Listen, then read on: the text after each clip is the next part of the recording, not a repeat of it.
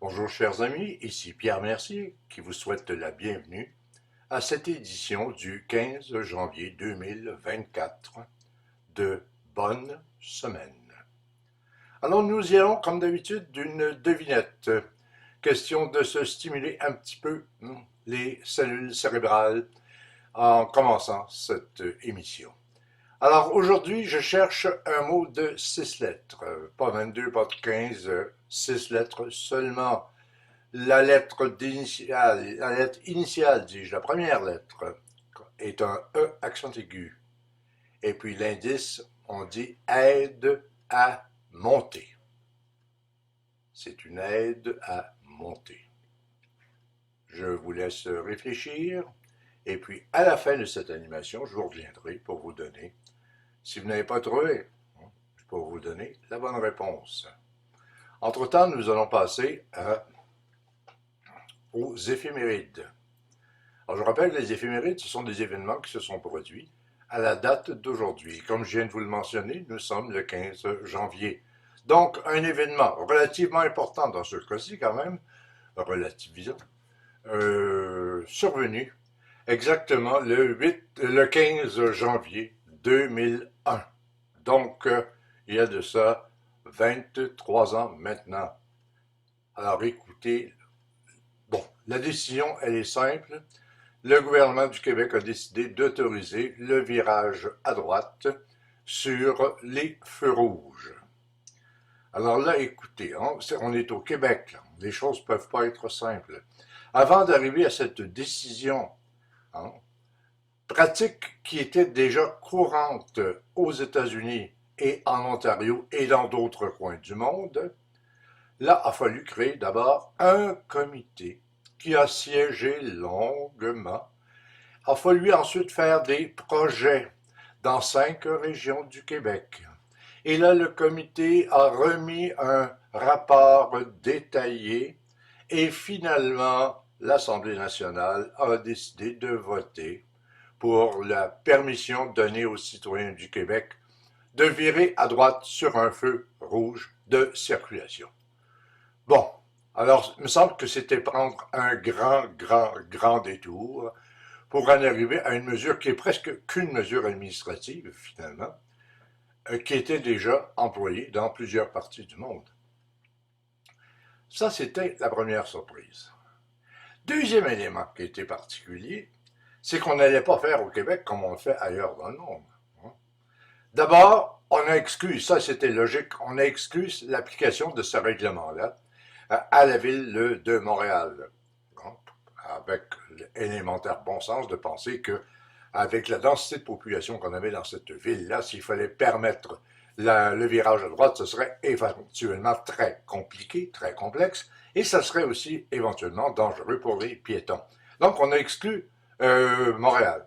D'ailleurs, comme on avait fait aux États-Unis pour New York. Ça va. Là où on s'est totalement distingué du reste des applications faites jusqu'à maintenant, entre autres par rapport à l'Ontario. L'Ontario, l'histoire était claire. Il était, vous pouvez tourner à droite sur un feu rouge, partout, n'importe quand, à la condition de ne pas nuire à la circulation dans l'autre sens et de ne pas mettre en jeu, effectivement, de respecter donc la priorité des autos qui viennent, eux, dans le sens inverse, dans le sens contraire, pardon, sur le feu vert. Et là, au Québec, ça aurait été trop simple de faire ça comme ça.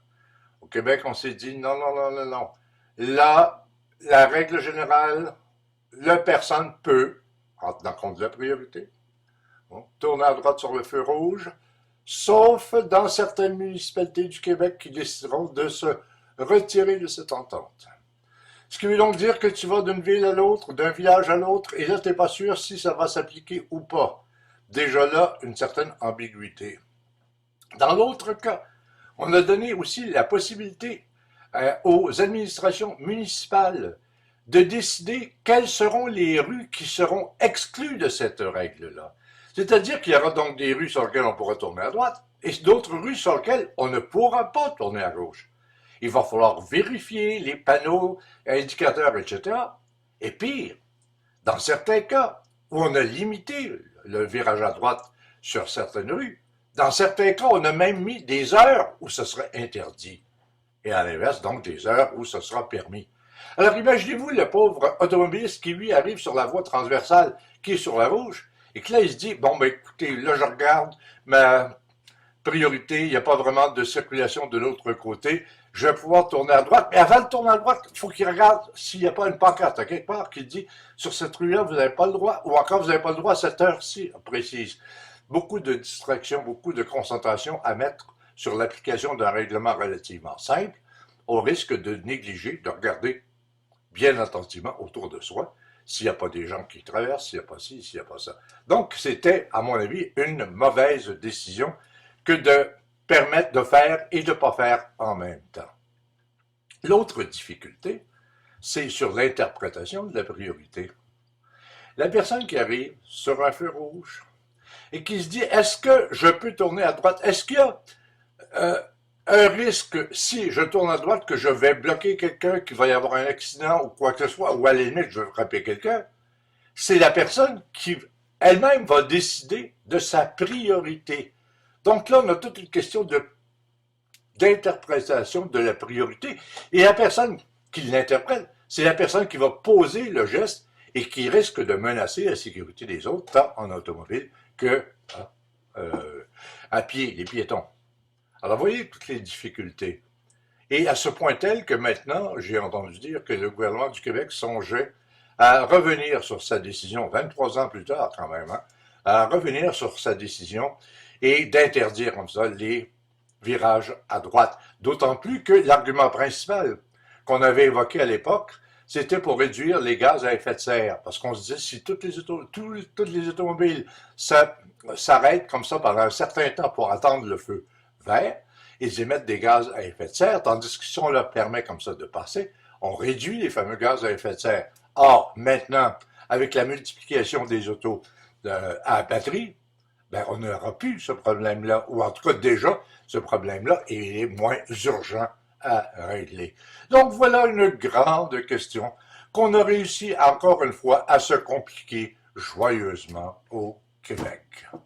Bon, voilà pour cette date du 15 janvier.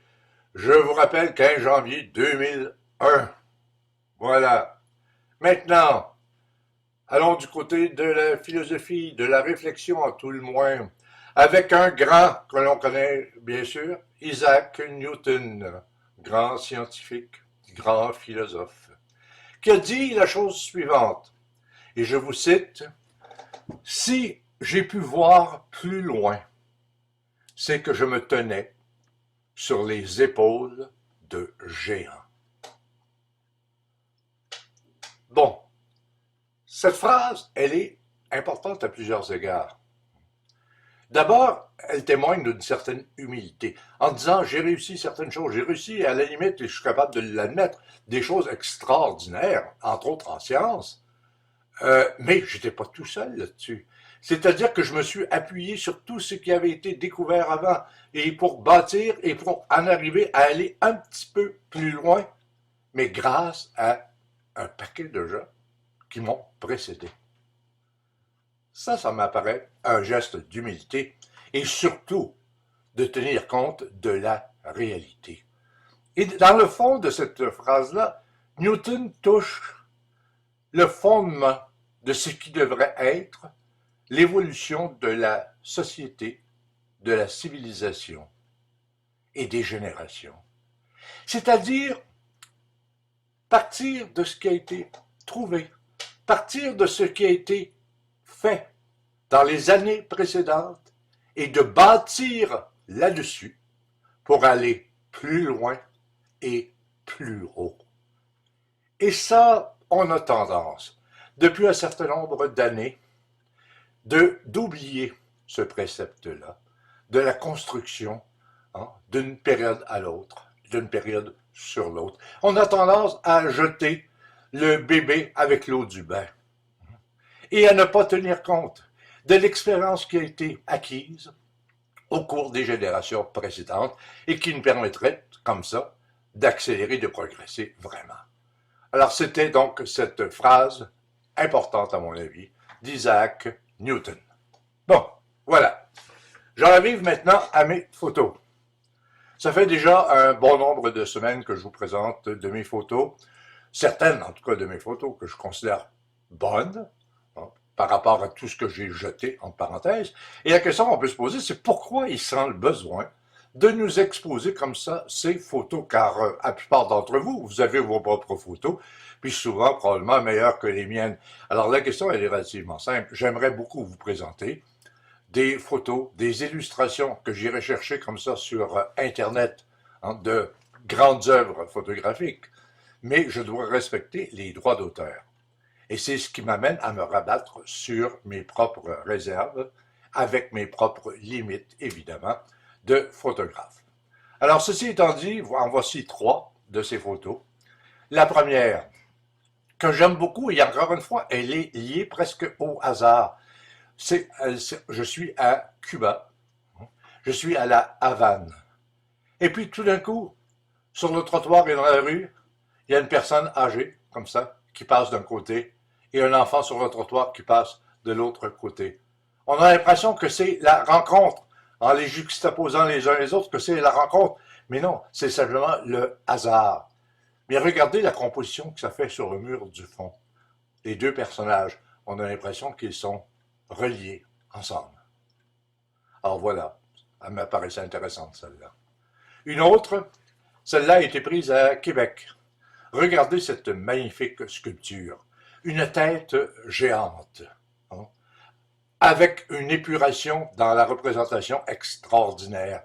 Alors c'est la tête de quelqu'un et on voit, cette personne-là voit loin, d'autant plus qu'elle repose sur un socle en équilibre. Et il vient juste de neiger. Et la neige s'est déposée à la base d'un des deux yeux. Comme si les pleurs se transformaient en cristaux de neige. Le point de vue est intéressant, là. Et je termine avec ce qui me fascine encore à mon âge, les vols de montgolfières. C'est là-dedans, tu dis, qu'est-ce qui va me chercher? D'abord, c'est la beauté de ces masses, de ces boules qui se dégagent sur le ciel bleu. Et c'est aussi toute la légèreté, l'impression que l'on peut se déplacer comme ça, flotter dans l'atmosphère allègrement. Ça m'a toujours fasciné, ça continue de me fasciner. Et en plus, avec toutes les couleurs qu'on met sur ces montgolfières, ça te fait un paysage extraordinaire, un paysage aérien. Alors voilà pour les photos. Bon, maintenant, qu'est-ce qu'il me reste? On a vu tantôt et on a lu et réfléchi sur la pensée, une grande pensée célèbre. Maintenant, j'ai une petite phrase que j'ai trouvée jolie, qui est anonyme, mais qui repose sur l'ambiguïté parfois de nos expressions et de la langue. Alors, dans ce cas-ci, je vous donne le texte, on me dit « Je me suis souvent demandé ce qui peut bien faire la différence entre une bonne grippe et une mauvaise grippe. » Bon, la question est anodine, la question elle est gentille, parce qu'en fait, et en réalité, ce qu'on veut dire dans les deux cas, par bonne ou mauvaise, c'est que à ce moment-là, ça a été une maladie sérieuse. On a vraiment souffert. C'était pas juste ce qu'on appelle au Québec très souvent une petite grippette, c'était quelque chose de costaud, hein, qui m'a terrassé. C'était important. Mais pourquoi on dit parfois j'ai une bonne grippe et d'autres fois j'ai une mauvaise grippe? En fait, ça dépend du point de vue. Quand je dis j'ai eu une bonne grippe, je me fais référence à la qualité de la grippe en soi. Je me dis, hey, elle a été forte, elle a été bonne la grippe, là. Elle a été costaude. Hein? C'est du point de vue de la grippe en tant que telle. Tandis que quand je dis une mauvaise grippe, je fais référence à l'effet qu'elle a, cette grippe-là, sur moi. Je dis, c'est une mauvaise grippe parce qu'elle m'a entraîné de sérieux problèmes. Hein? Et elle a été mauvaise à mon égard. Mais tout ça pour dire que finalement, très souvent, on dit le vrai et le faux pour désigner la même réalité. Je me suis toujours demandé ce qui peut bien différencier une bonne d'une mauvaise grippe. Ben voici maintenant, on le sait. on dit souvent la même chose. Et je vous reviens, je vous l'avais promis, avec la solution de la devinette. Le mot que l'on cherchait, étrier, aide à monter. L'écuyer qui veut chevaucher son cheval pour se hisser et monter sur la selle doit mettre le pied dans une espèce d'anneau métallique pour se soutenir et s'élancer comme ça sur la selle. C'est un étrier. Et on a utilisé le mot étrier par la suite pour un paquet d'autres fonctions, mais qui est toujours relié au fait de se placer les pieds.